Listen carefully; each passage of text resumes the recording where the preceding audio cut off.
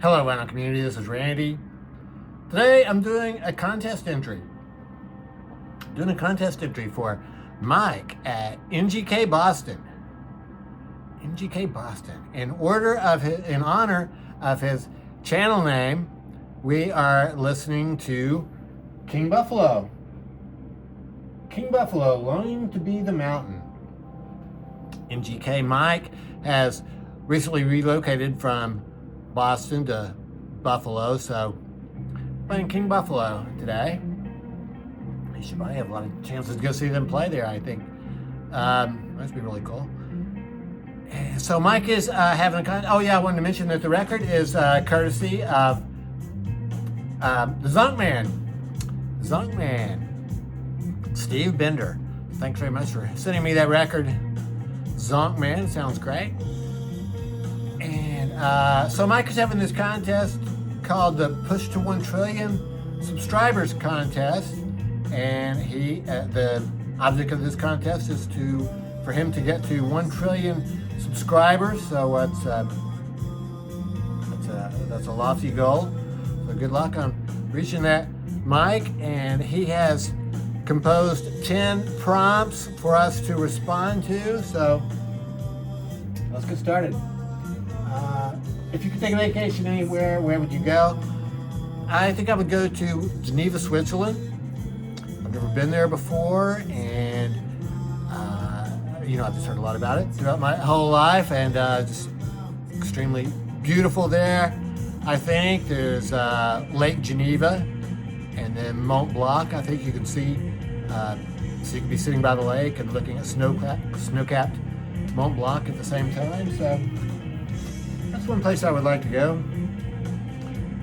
Solo artist everyone likes but I can't stand, and a band that everyone seems to love but I can't stand. I have a couple of these. Usually this is a topic I sort of try to steer clear of. If I get a record that I don't like, I just don't show it. Because I figured I have plenty of records to show that I do like, so there's no reason to really focus on any of them. I very rarely get a record that I don't like, so it's not much of a problem. But anyway, for the sake of this contest, I'm going to play along, and I will, for both of these questions, I'm going to name sort of, it's really sort of two bands, but it's the leaders of the bands that bother me. So the first one is Shane MacGowan and the Pogues. I remember there was a documentary film that came out about the Pogues in, I think it was like the 1980s. And, the only thing I took away from that film was that Shane MacGowan was just a drunk. Very sad, alcoholic drunk. The music doesn't do that much for me either. I'm not really a big fan of Irish folk music, so, but a lot of people really seem to love it. So there you go. And then the second one I will name is the Murder Junkies and Gigi Allen. I just don't know about the Murder Junkies and Gigi Allen. I have to admit I've never listened to their music. Gigi Allen's reputation precedes him, and really my question about that is, as he was clear, it seems to me anyway, I'm not a psychologist, seems to be a person who had mental problems, and his brother, I guess in particular, was willing to exploit that. But that's his own. That was his own choice, I guess. So anyway, so those are the two that I would pick.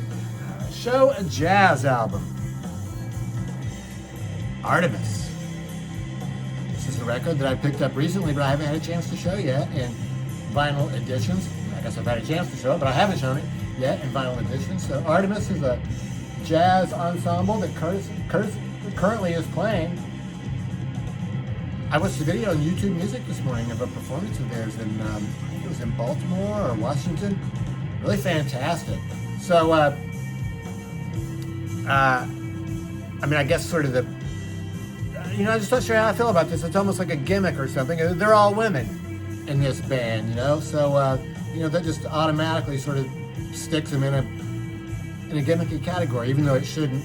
And if you hear the music without knowing who's playing it. I mean, it's not like you get to think, oh wow, this is what you women playing. So, so they are a current band. This is on Blue Note Records, and they sound really good. These are the 6 main members of the band, and then Cecile McLaurin-Salvant sits in on this record and sings a couple of songs. So this is really cool for me because I've been wanting to hear some of her music, but I don't know if I really want a whole record of her songs. So she sings a couple on here, and sounds really good. This band also features Melissa Aldana over here on saxophone. So yeah, Artemis, really good band. Comes with this insert, information on the back. Blue Note Records for that one. Show a country western record. Country western. Guy and Ralna. Guy and Ralna. They achieved fame on the Lawrence Welk Show, I guess back in the 1960s, and I think they weren't strictly country songs. I'm not really that sure, but this album is country songs we love to sing. So, Guy and Ralna. That's on Ranwood Records, which I have learned was Lawrence Welk's record label. Favorite sports team.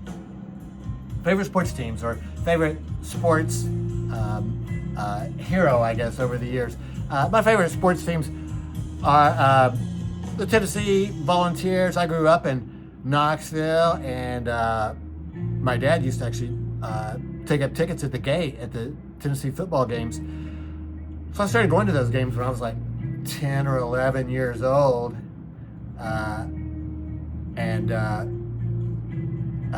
Yeah, it was kind of, I just can't imagine that it would happen now. We would get there 2 or 3 hours before the game, because we had to pick up tickets and stuff, and there would be other kids there my age, I guess sons and sometimes daughters of other ticket takers and stuff, and we'd just be out running around the stadium, and really there's no supervision at all, just doing whatever we wanted to do, and I would just meet up with my dad after the game and we go home. Usually my brother went too, but this is kind of interesting to me. I can't imagine, maybe I was over, maybe I was more like 12 or something. But anyway, so I grew up with a lot of Tennessee football and basketball. At basketball games, he was an usher, so I went to those games too.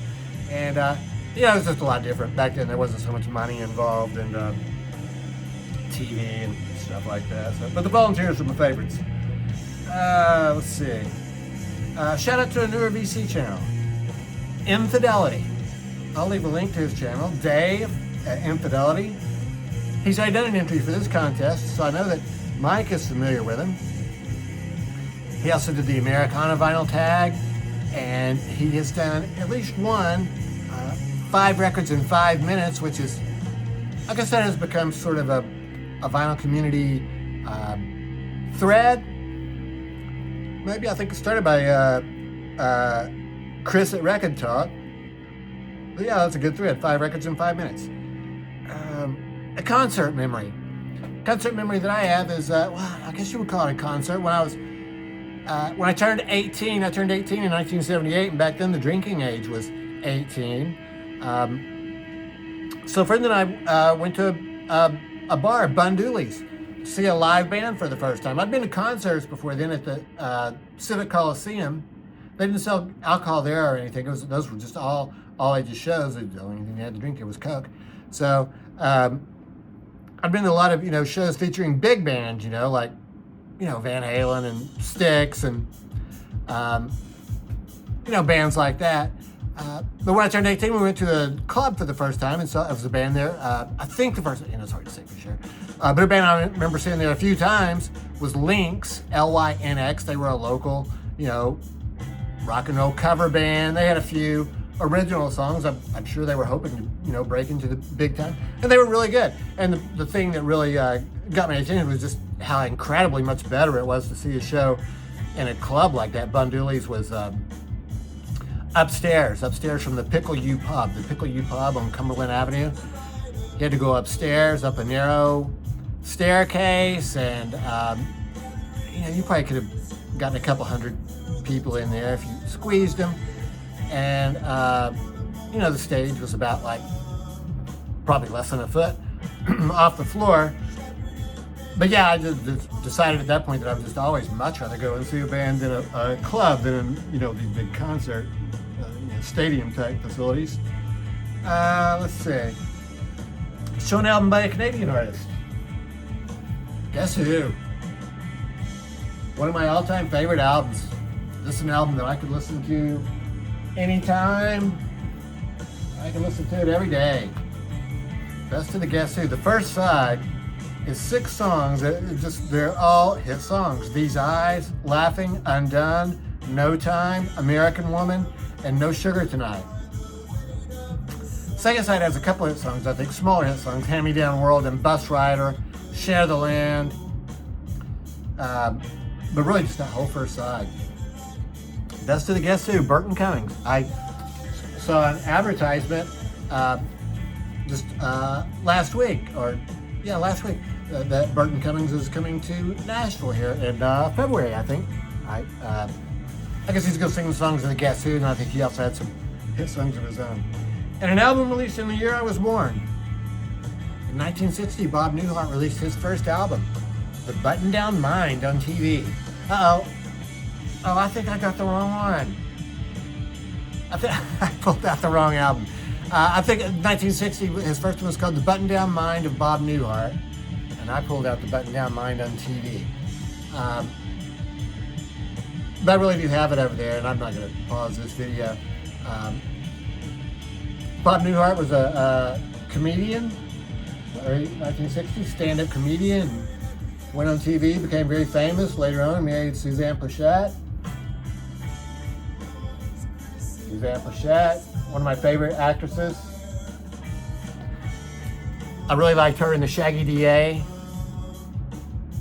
Shaggy DA, she was fantastic. She was married to Dean. What is that actor's name? She was great in the Shaggy DA. Oh, also in The Ugly Dachshund. Dean Jones.